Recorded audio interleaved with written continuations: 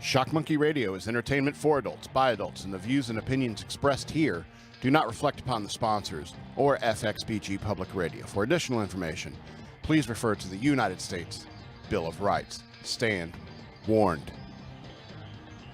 Can I get a little bit of audio in the headphones, please? Thank you, sir. So I have a bunch of pics and data on magnetic tape. What am I supposed to do with this stuff? I don't like throwing things away, especially when downloading a 100 kilobyte JPEG took like 45 minutes when I originally downloaded all these movie stills of Demi Moore. Anyway, welcome to Shock Monkey Radio. I'm the Madman. Welcome to the show. I want to remind you that I have a Patreon. Go to patreon.com/shockmonkeyradio. Become a patron. I would appreciate that very much. You can follow me on social media at DNALETSAW. That's the word wasteland spelled backwards. At Denalitsaw on Twitter. Shock Monkey Radio Redux, other way, on Facebook, and at SLRobbins13 on Instagram. I would appreciate that as well. I also have books available for the digital download. You can search for the author Scott L. Robbins with 2 T's and 2 B's on Amazon.com, or you can follow the links in the description below. Unless you're watching live, then wait till tomorrow. They'll be up. Okay. You guys like poetry? You like poetry? So I like poetry, so I'm going to pepper, during the course of the show today, I'll pepper in a few lines from my favorite poem from the early 80s. Got a bum education, double-digit inflation. Can't take a train to the job, there's a strike at the station. Neon King Kong standing on my back. Can't stop to turn around, broke my sacroiliac. A mid-range migraine, cancered membrane. Sometimes I think I'm going insane. I swear I might hijack a plane. And it's true. You know, this poem was written in a time very similar to the one we're living in, you know, getting close to double-digit inflation, you know. I have no education. You know, there's strikes everywhere. You got to interrupt your entire day, you know, just over all these people causing problems. And, you know, people like that, you know, where the dollar isn't stretching as far, you know, it's like people, desperate people are likely to do crazy things, you know. And I think that's a real problem in our society, especially today when I compare the way the early 80s were to the way things are right now, 30 years ago. You know what I mean? Thirsty, hold on. So I saw a young couple entering a restaurant. I was outside smoking a cigarette. I saw this young couple entering a restaurant like 2 weeks ago. And they had 2 babies with them. And the mom gets out. She pulls a toddler out of the toddler seat in the back, puts it on her hip, and she's got this backpack on. And she goes around the other side, and the husband, he's got little the baby carrier. And they're apparently dealing with a diaper issue. So she goes around the side of the vehicle, and they're like, and he's dealing with the baby diaper situation, and they're just communicating back and forth about what they're doing. You know, she's got the toddler on her hip the entire time with the backpack on. You know, he says something, she turns around, puts her back directly to him. He turns around, unzips the backpack, gets another diaper out or whatever. Boom, back at it, zips it back up, back at handling the diaper situation. And I was kind of in awe of how, what a well-organized machine that was, and what a well-running machine that family unit was. You know, they're a younger couple, both fit, you know, good-looking people, and they got two little babies. You know, they got 2 little babies, and, you know, they're such a well-oiled machine, you know, working for this purpose of, like, raising these 2 little pooping, crying monsters.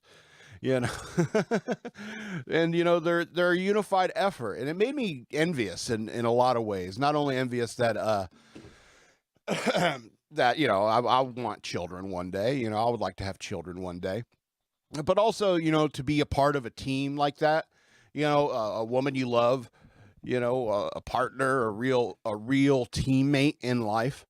You know, and overall, you know, it enhances everybody. You know, it's like when 2 people start working together for a common purpose, 2 or more people, really. I'm not advocating thruples or anything like that, but what I'm saying is that once you become a team, you know, the way you plow through life is just the burden's just a little bit easier.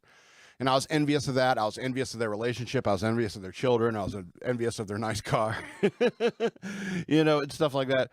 But I mean, it also gave me hope for the future of humanity because, with all this, chaotic culture warrior stuff that's going on these days, no matter what side of it you sit, there's still the people out there going about the business of living life.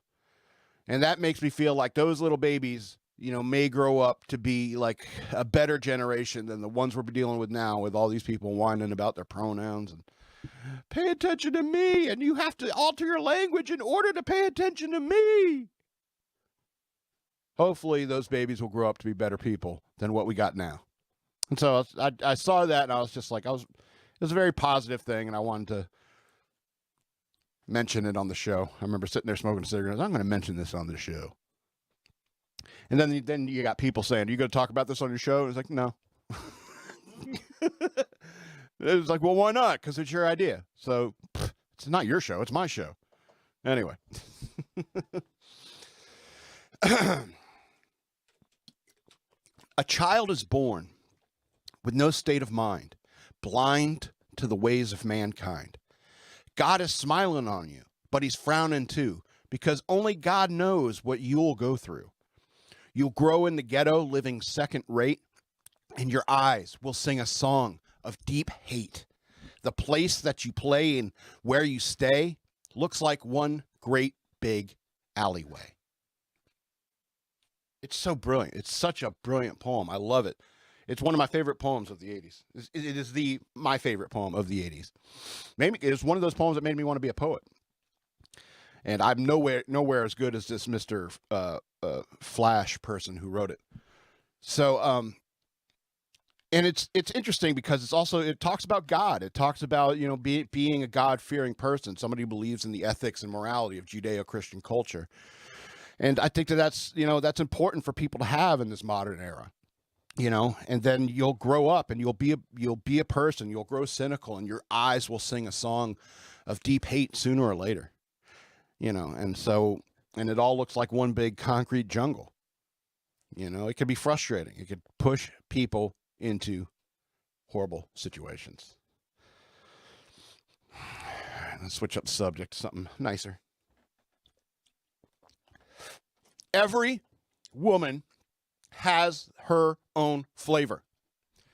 Believe it or not, I'm not trying to objectify women by comparing them to candy. But grape doesn't taste like grape depending upon the brand. You understand what I'm getting at? But we men, we will sit there and listen to women drone on about their friends, boyfriends, former roommate problems for hours for a 10-minute session of 4 a.m. cherry slushy. Slushy being a metaphor for a fantastic makeout session.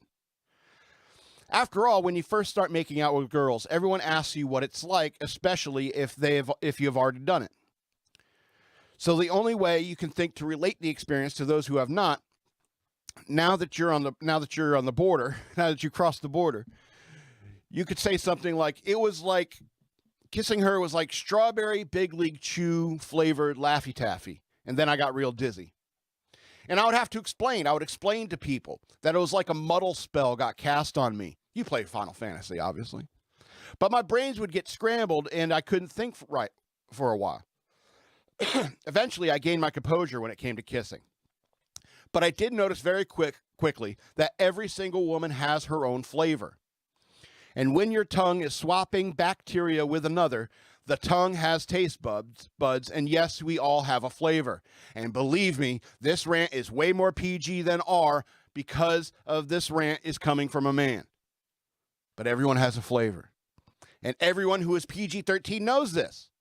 So whenever you see some guy getting berated by his wife in public or something like that, think instead that his wife's kisses must taste like orange starbursts, and orange starbursts are his jam.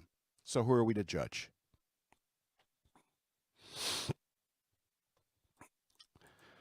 I'm lucky enough to say that I've kissed at least a dozen women. Playa.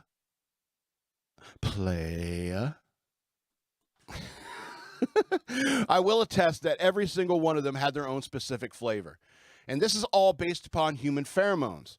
And each woman has left their mark in my memory. And so sometimes I taste a cherry slushy or some great big league chew, and I remember some girl I made out with back in the day. I'm serious. The first person who invented candy was probably brokenhearted. They are grinding stuff together with they have like a mortar and pestle. They're grinding stuff together just to get her taste right. And that's how you get original bubblegum flavor. Maybe I just feel like Elizabeth Shue in Hamlet 2. I miss making out with pretty women. So whenever you can make some time, Elizabeth.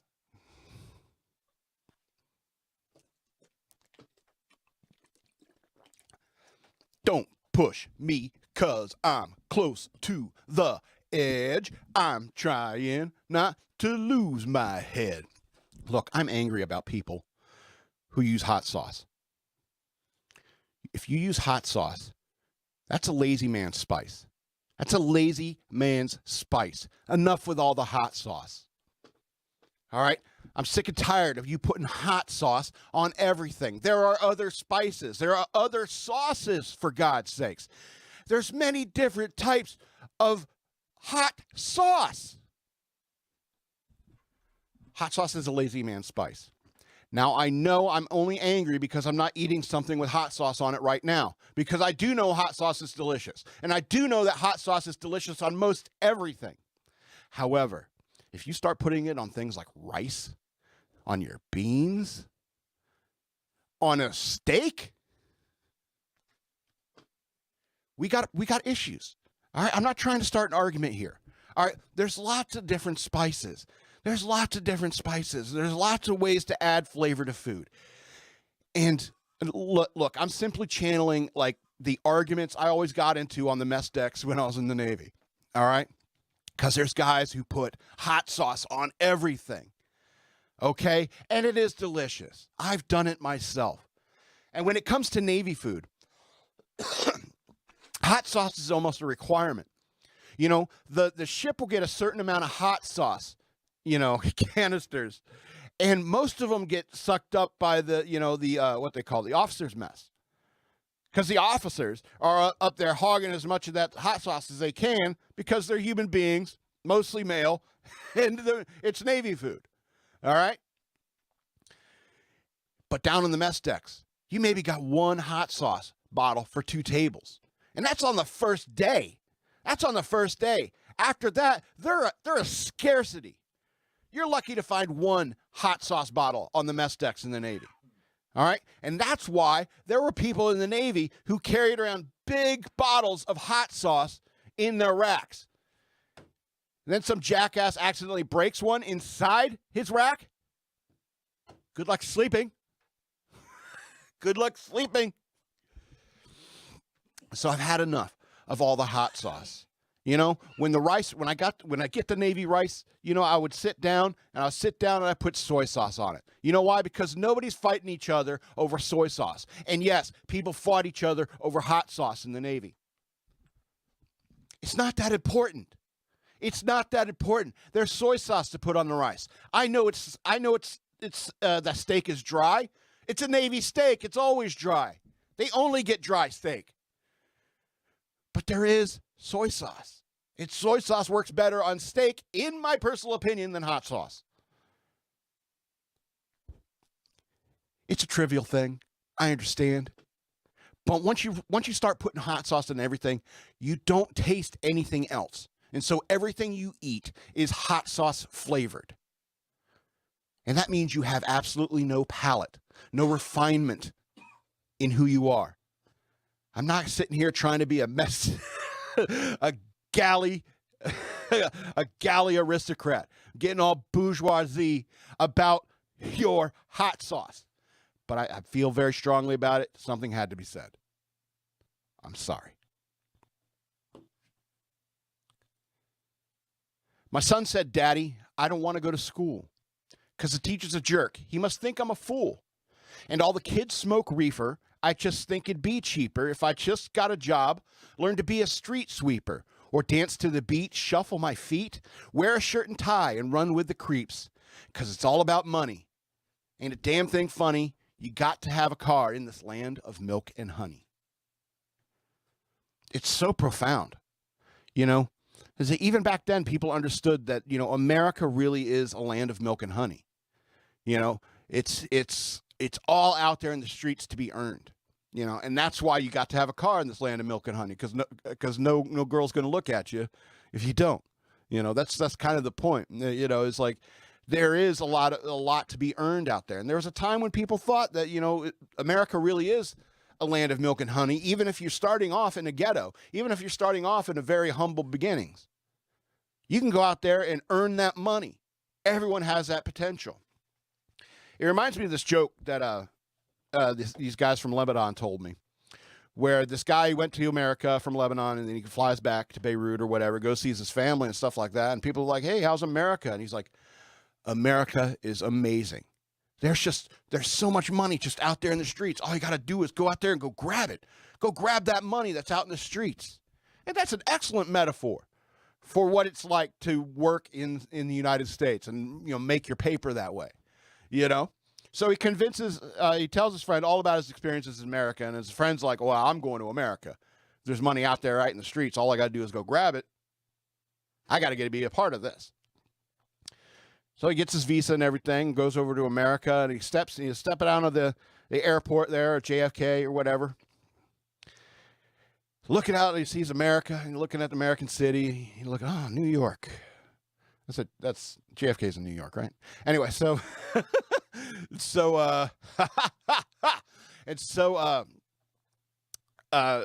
steps out and he looks out at New York, and then this $100 bill just drifts in the wind, lands on his foot. And he thinks about it. He starts to reach down to go get it, and he's like, no need to start working right away. It's a funny, you know, dumb immigrant joke or naive immigrant joke. You know, so and there was a time when people thought that, you know, this land really is a land of milk and honey. It still is. It still is, but people want to look at it in a bad way. Anyway. Let's get to one more segment before we get into the news worth knowing. We're doing a little quick mailbag. Got a few emails since last time, so let me pull up the email here. Okay, and then pull up that one. Okay. Hello, Madman. Of course, I won't use your name, so I'm going to omit the names. Madman, I read your books. You're going to do a new book anytime soon. You know, I've thought about this recently since my schedule changed. New book anytime soon. I've thought about it. And I feel like I'd have to like cut this show down to like once a month just to make time to write because of my new schedule, to write a book. Because writing a book is way different than writing this show, obviously. And so it takes a lot more effort and maintaining plot lines and so forth. But I thought about maybe doing another Exit 13. But, you know, I would have to go down to once a week or once a month with this show, or maybe stop doing it for like a year. For like a year, it'd have to be like that in order to make time to write. Because it's not easy, especially not easy now with my new schedule. So, I don't know. Once you start telling all your friends to buy all my books and I start getting big checks from Amazon, you know, then I might be incentivized to write more books. So, search for Scott L. Robbins, 2 T's and 2 B's on Amazon.com. I got the Bunny Years, the memoir, the Ravings of a Madman, and the Exit 13 books. So check those out. All right, close that. Go to this next email. The show's Batman show. Why don't you talk about shows like Loki, WandaVision, etc.? Why don't I talk about those? First of all, I'm not giving Disney any more of my money. I'm tired of all this stuff. You know what I mean? I'm tired of all this stuff. I was really stoked when they started making movies like Iron Man, you know, like Blade, even like when Blade came out, you know, I was like, this is a really good, like, and Blade is underrated when it comes to Marvel movies. Wesley Snipes with all his flaws, those are really good comic book movies. And so I was really stoked when like Blade came out. And in the early days of people trying to make comic book movies, it was kind of awful, and stuff like that. It's like the Spawn movie wasn't very good, and stuff like that. But then finally they got the Iron Man going right. They got the Captain America going right. They got Thor going right.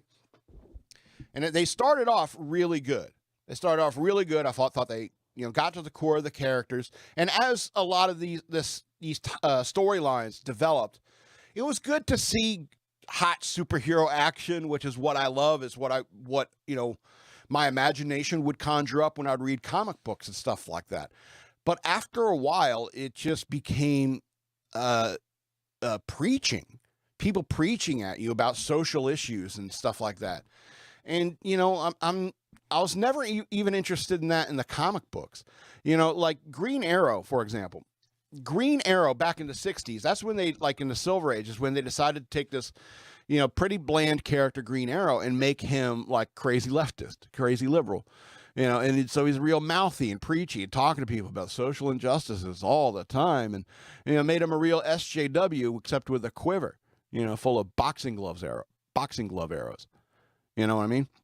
And so, and I didn't like that. Like Green Arrow, like Silver Age comics. And it's like, I don't want some guy preaching to me, telling me, his political opinion while he's fighting crime. What I really liked was a Detective Comics story where it's like Batman, and Batman's teamed up with, I don't know, like Green Lantern or something like that. And they're trying to solve a mystery, and the story's about the mystery. And it's not about, they're a transgender person, and so they misgendered them, and then the assault happened. And tell me more about that, Batman. I'm super interested to hear about it. And they've used my beloved characters that I grew up loving and, appreciating. They've used my characters, I mean mine is like, I'm going to fight you in court, Marvel. I mean, mine is in, I grew up with them. They're the characters I love growing up. And they've used those characters in order to push a social agenda. And that really irritates me. It'd be one thing if they did it with the Care Bears. I'd be like, I wasn't that into the Care Bears, and the Care Bears movie is making some crazy socialist, woman power agenda movie. Even My Little Pony. If My Little Pony was crazy left wing, nonsense, and like, my pronouns are, and the bronies would never let that happen. Then the bronies, EK says the bronies would never let that happen. But my point is that, because it's the characters that I love growing up, I'm extremely offended that they're doing this with that intellectual property. I think that DC has been holding back on what they've been putting out because of this. They know that has been going on in movies, and that the real diehard fans are recoiling to it. And a lot of it has to do with the fact that, they do put a lot of priority into their comic sales as well. And even talking back about the comics, you'd get like a different writer or a different artist on a comic book. A new artist or a new writer would come in, and you would hate the art or you'd hate the writing, and you're just like, this is awful. I don't want to read this until they get a new writer.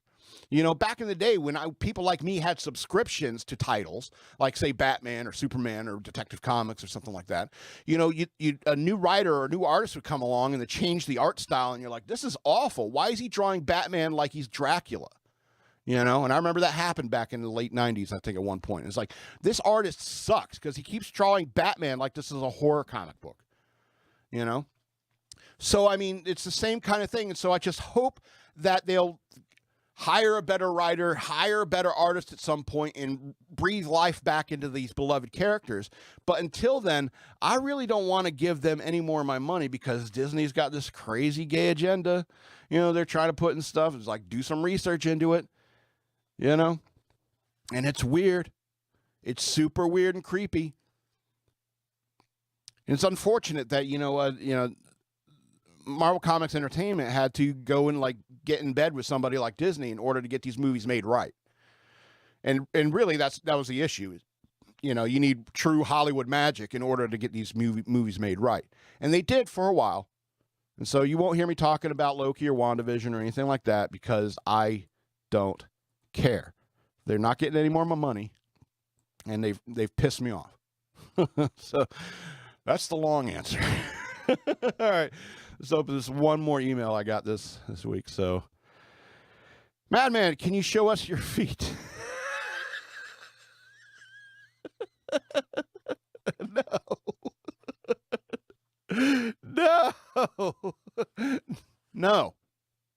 No.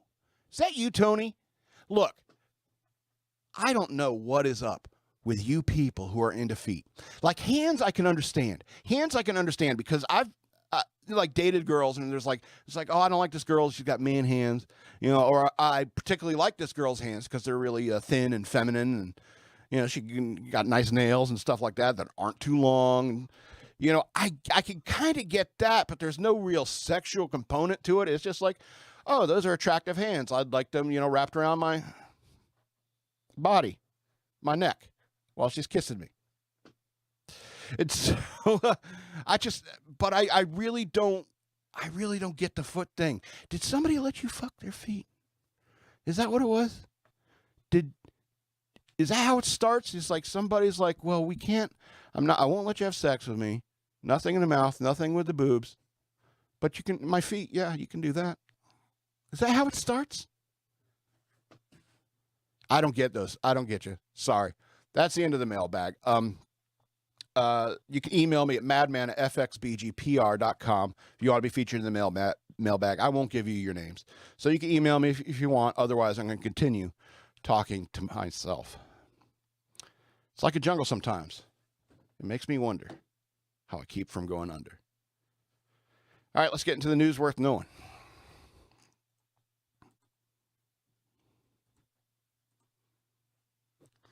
All right, a white woman got killed, and she's a teacher, so everyone's got to talk about this for that last couple of days. So I'm just going to hit the bullet points of this. Like Eliza Fletcher was abducted while jogging in Memphis on September 2nd. Well, there's your mistake. You should be walking in Memphis. Sorry. Bad taste? Too soon? Should be running in Memphis. Should be running in Memphis. Anyway, a man... With a taser on your keychain. We're going to make a hit song here, UK. Anyway, so a man approached Fletcher and forced her into an SUV after a brief struggle. U.S. Marshals arrested 38-year-old Cleotha Abston with a name like that. It might as well like Cloaca Abston. It's destined for crime with a name like that. Anyway, so he was arrested on September 3rd after police detected his DNA on a pair of sandals near where Fletcher was last seen. That's awesome. That's crazy. The Memphis police said officers were around the 1600 block of Victor Street, located a deceased party the evening of September 5th. Body was identified early yesterday as Eliza Fletcher. But everyone's been covering this. This is like headline news for some reason. And every weekend, dozens of people get shot in Chicago. And there's never this much of a fuss, Murder's wrong. Don't get me wrong. But the way they focus on something like this, some pretty white teacher gets kidnapped and killed. I mean, I understand it's very terrifying to all those single ladies or housewives that like to run in the park sometimes. Because you know that this could possibly happen to you at any moment. You know why? Because men generally are stronger than women, and one guy driving by in an SUV could snatch you up and throw you in. And so you got all these like Batgirl wannabes out there thinking they can win a fight one-on-one against every man. You're out of your mind. You're out of your mind. And I understand the fear, but the point is that murders happen every day, but somehow they're focusing on this story because of who it is. And it's ridiculous. I mean, I'm not saying that I dislike teachers, but what I'm saying is that, I don't think that I think the media should focus on, all murders equally instead of like focusing on one murder more specifically than another. For example, if some cop ends up shooting a perp and that perp's skin color happens to be the right color and got caught on tape, they're leading that in the front page news. So that, just to stir up trouble. People die every day. It's unfortunate. It's sad. Murders happen. I'm sorry I couldn't prevent it, but I'm not Superman, and neither are the police,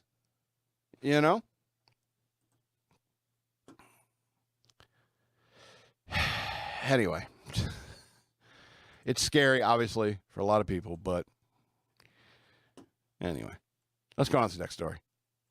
So this is a little bit older. This happened like the day after my last show. So Biden says MAGA Republicans threaten democracy as he and the Democrats crank up anti-Trump rhetoric ahead of the midterms.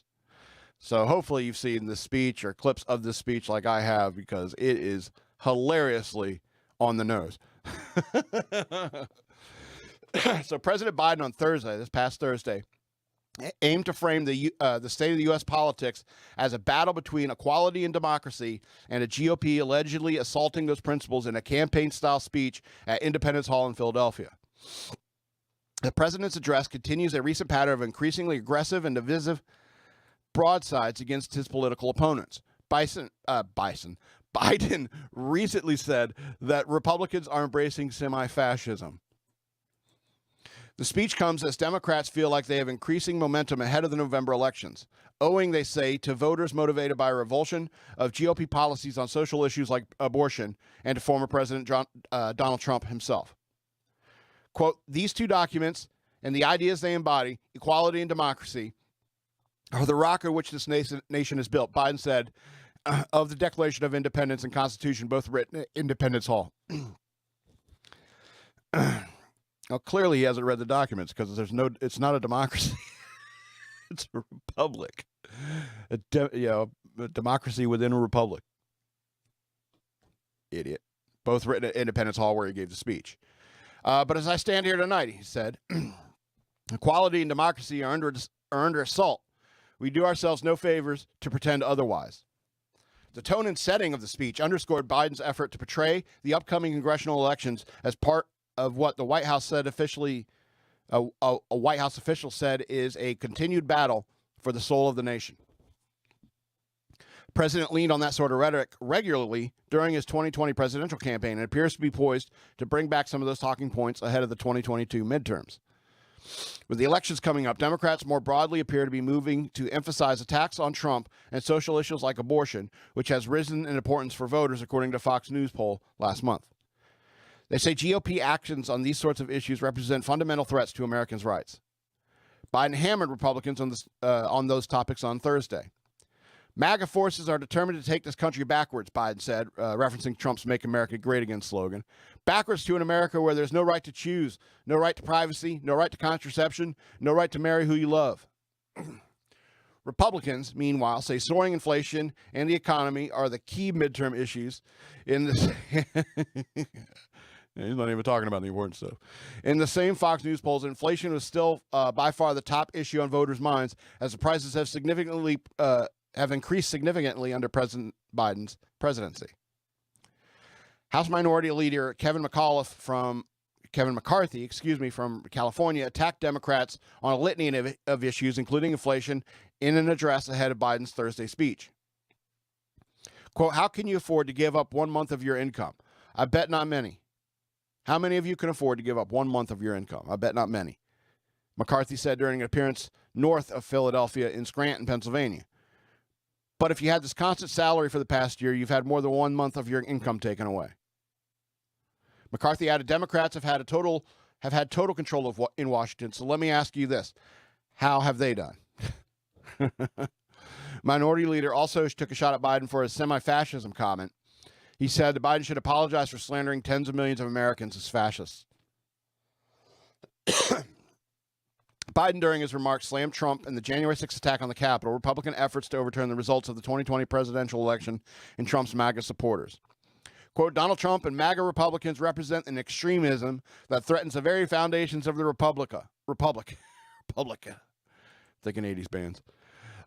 He went on to say, MAGA Republicans do not respect the Constitution. They do not believe in the rule of law. They do not recognize the will of the people. They refuse to accept the results of a free election. The president said he does not think every Republican, not even a majority of Republicans, are MAGA Republicans. But he said the GOP is overall dominated, driven, and intimidated by Donald Trump and the MAGA Republicans. As a conservative, I am not scared of Donald Trump or any of his supporters. You know what I mean? I don't feel like they're bullying us. You know, I think it's very clear why people like him and like conservatism in this day and age. Because you people are crazy.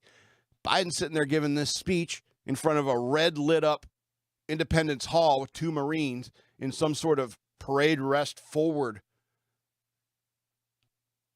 stance. I've never seen that before in the Marine Corps. You know, I'm tired of, it's almost like an implied threat, or I'll sick the Marines on you. The same Marines he abandoned in Afghanistan that got blown up.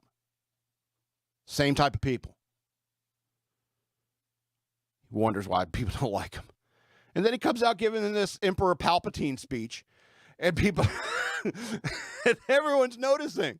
They're like, it's way too on the nose, you crazy dictator wannabe.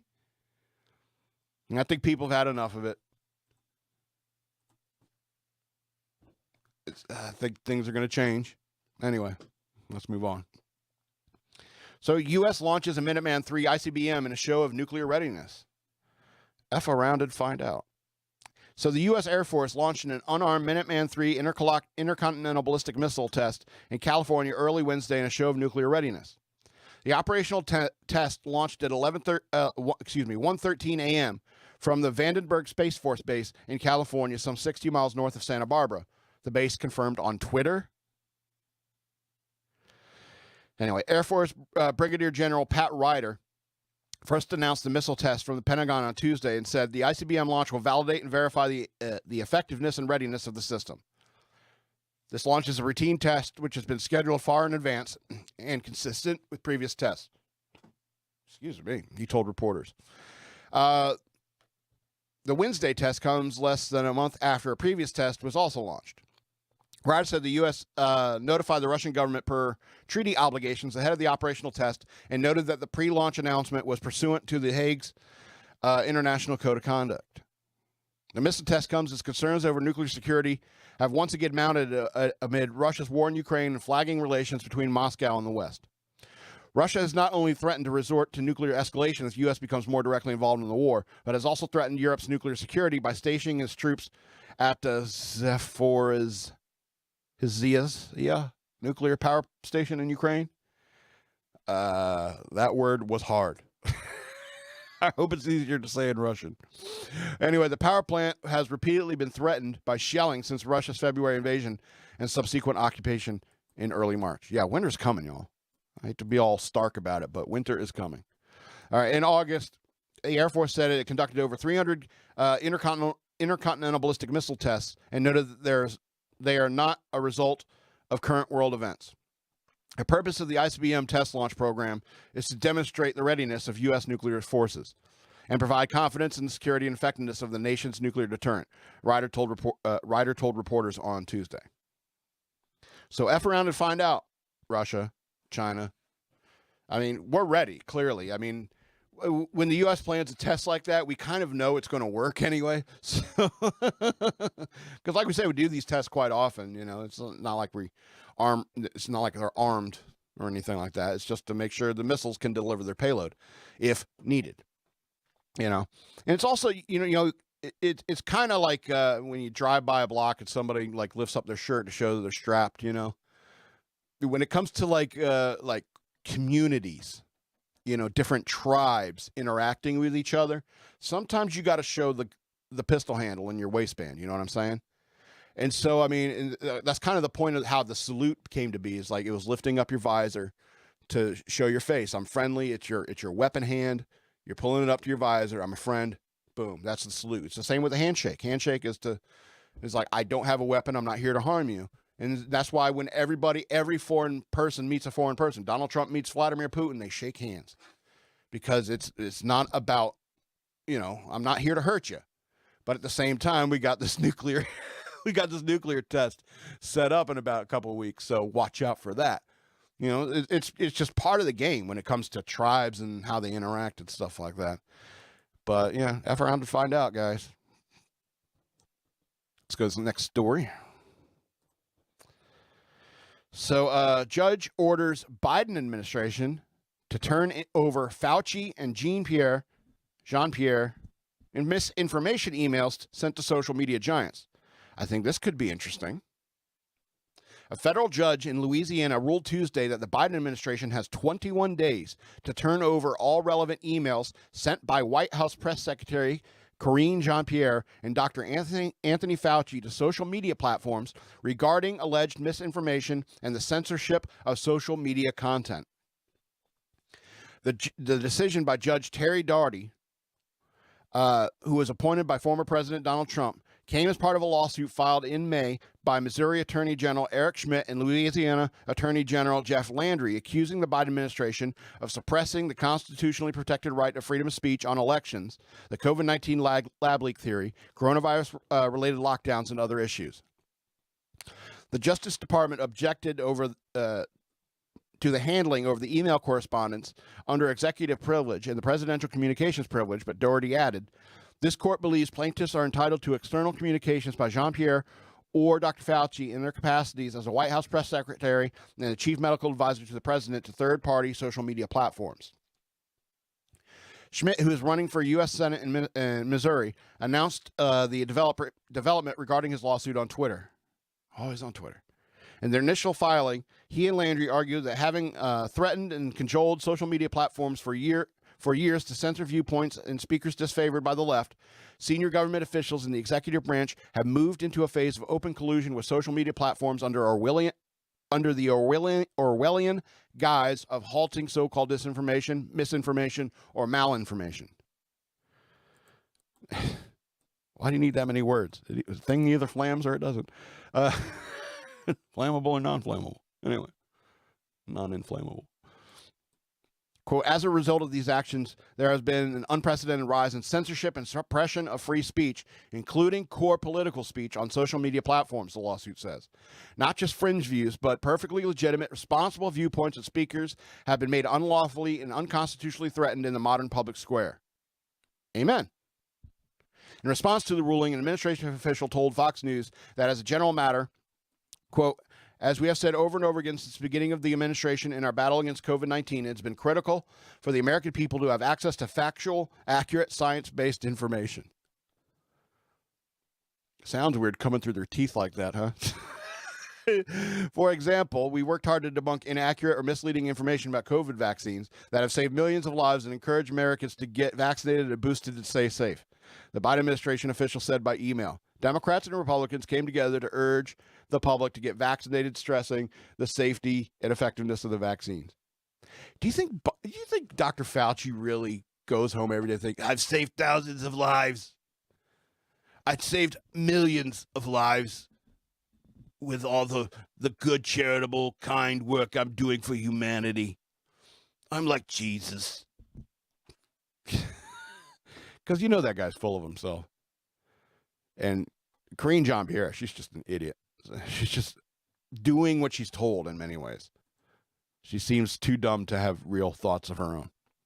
So something interesting may come of that if they actually turn over the relevant emails. So we'll see. We'll see. All right, let's get into these two happier stories before we get out of here for the week. Elon Musk says Tolkien is turning in his grave over Amazon Rings of Power. Rings of Power sounds more like a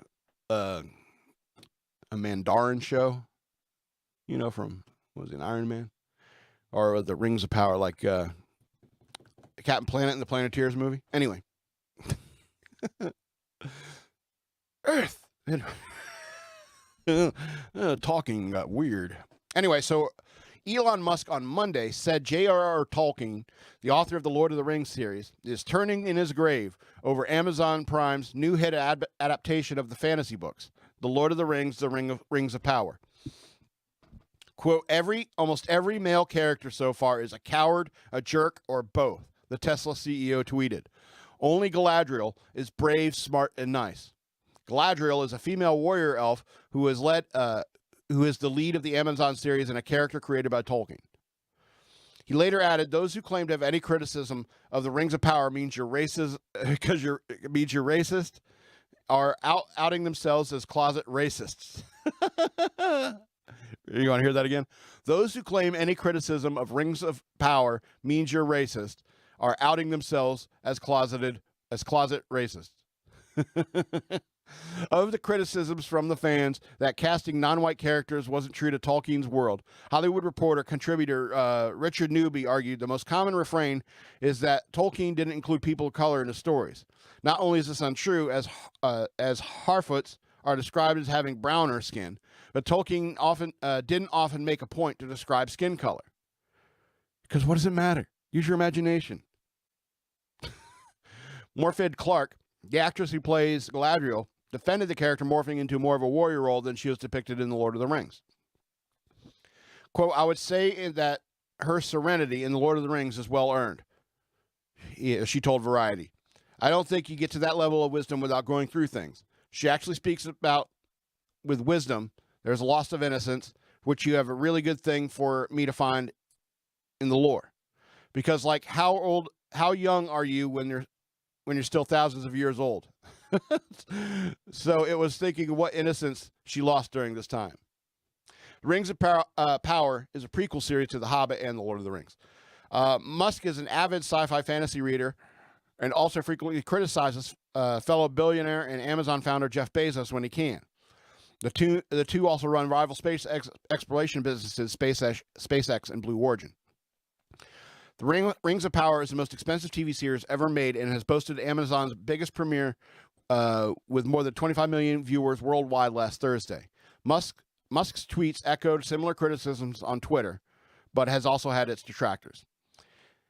This is a quote, "Elon Musk doesn't come to me for advice on how to fail to buy Twitter, and I to go to him for film, TV, or literature criticism." Good Omens writer Neil Gaiman, who is not connected to the show, tweeted after being asked about Musk's remarks by a fan. Why are you going to put Neil Gaiman on the spot like that? What does it matter what he thinks? He's not that great. He's overrated anyway. You know. But I think it's funny, this guy, this guy, he cracks me up because, I agree with him on a lot of things. Maybe it's because we're both smart. You see my glasses fogging up? I'm getting hot. All right, one last story, and then we'll be out of here for the week. West Virginia coal miners rescue couple stranded in broken down electric car.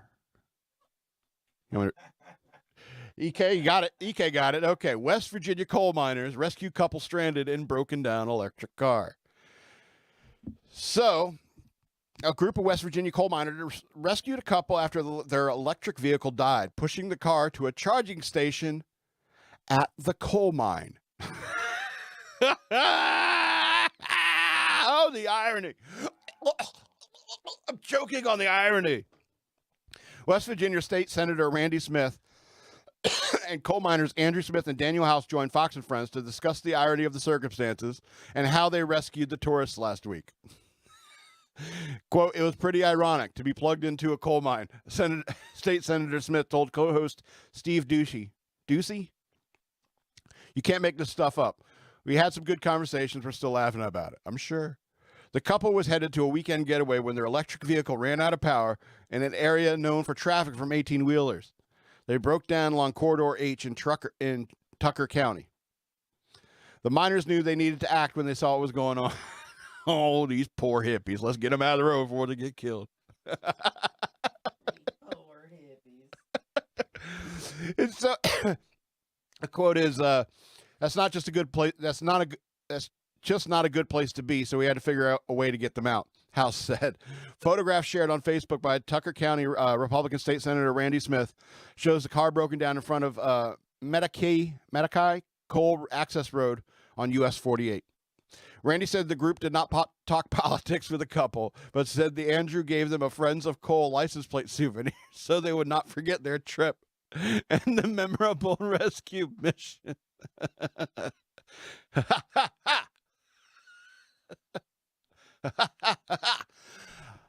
I noticed that, this is a quote, I noticed that the people who broke down were from Washington, D.C. I do know that sometimes coal miners have a bad rap. House explained. We just wanted to show them that we have a heart and we're good people. And yeah, your car was already probably charged with coal energy anyway.